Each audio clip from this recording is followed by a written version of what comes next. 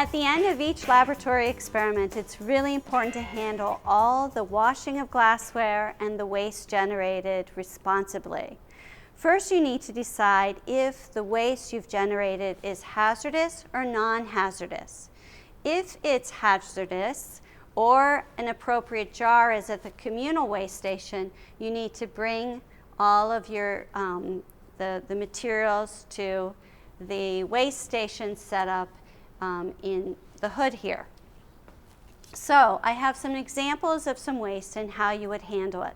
The manual specifies waste for everything you use in the laboratory, as well as at the end of each experiment. So be sure before you come to lab, know how you're going to handle all of your materials. So for example, one of the most common hazardous waste stream is the organic solvent hazardous waste stream. So you want to take the cap off when you get to the hood. The cap should always be replaced. The University of Minnesota is fined every time that the authorities come through and there's any waste jar uncapped. So when you're done, make sure you cap the waste. We have funnels available to put into the top of the waste jar to facilitate transfer of the liquids. So here are a couple examples. I ran a TLC and I have the little bit of solvent left here, ethyl acetate hexane, which of course are organic solvents.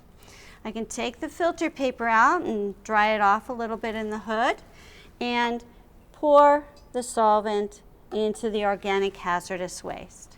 Since no aqueous material or salts or inorganic material was introduced into this flask, that is all that really needs to be done.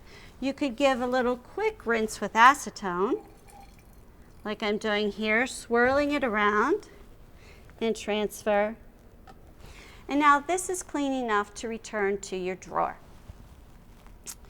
You may have, for example, a separatory funnel that had both aqueous and organic material in it.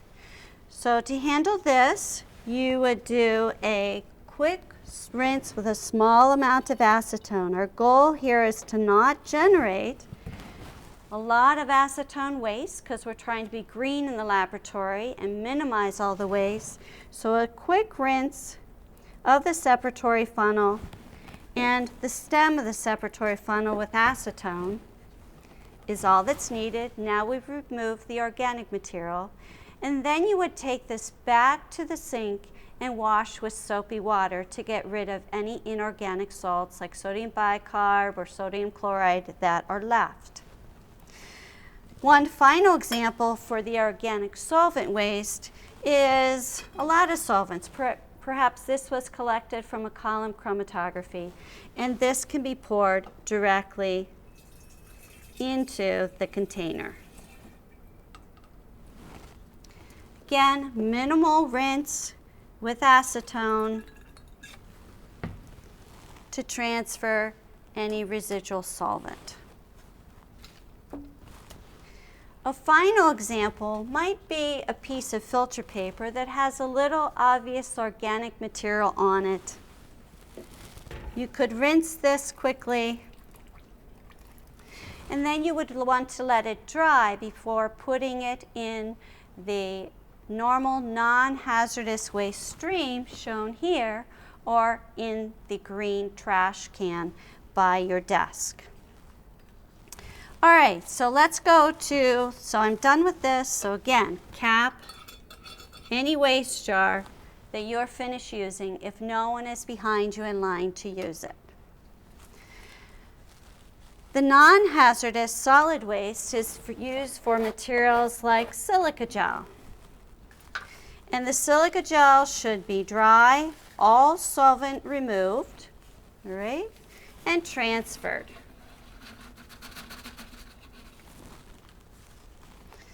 Also, to be added to the non-hazardous solid waste would be used TLC plates or pieces of filter paper.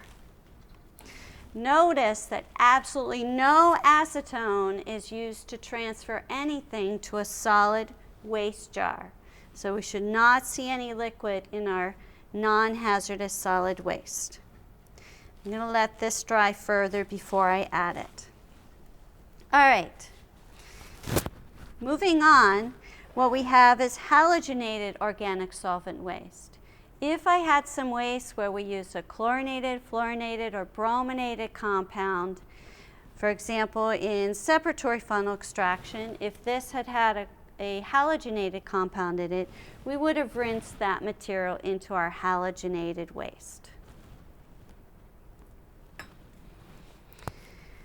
The final waste jar that could be found in the hood has to do with our solid organic material that we have used during, or obtained or synthesized during the semester.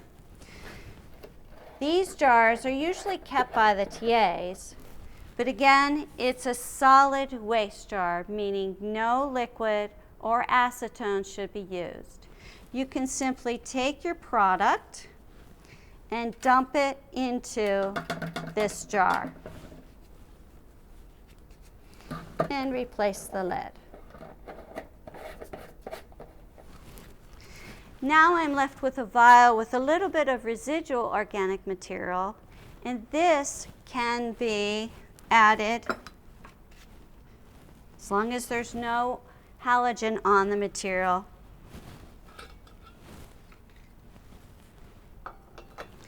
To the organic solvent hazardous waste.